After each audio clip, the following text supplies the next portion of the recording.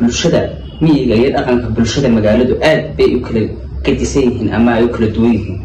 waxaanay ku kala duwan yihiin horta hal shay dadka reer miyiga ah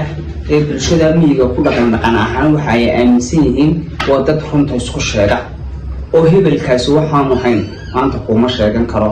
ama suugaanaanu hagaagsanaan hayn ama abwaanaanu hayn hadduu kula imaado naga tag buu ka odhanaya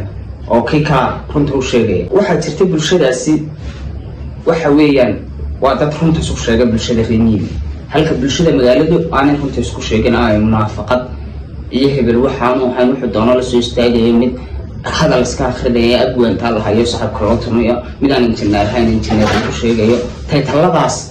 la isku sheegayo haddaba bulshada reer miyiga waxay kaga gudbaysan tahay qofka la arkay inuu khaldan yahay in maadaradii ama intaa ugu dhow ayaa qabta haddii uu khaldan yahayna geed bay ku xidhaa ma garatay haddaba sidaa taa la mida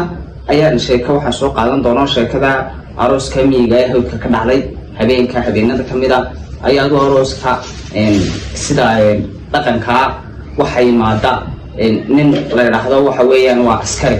oo dadka kolba qof soo kiciyo arooska maamula ayaa jira kiiba nin soo kiciyay nin baa heesay markaa hees wuxuu qaaday khatarada xiga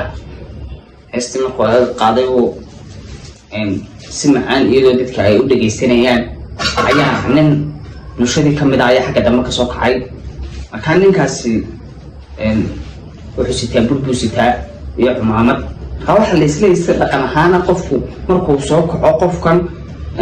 intuu xagga ugu yimaado meesha barxadda stage ayuu ama cumaamad saaraya moogtaas ayaa la islaha soo ninkan buu ka xanaaqsan yahay markuu sidaa stage-kii ugu soo koray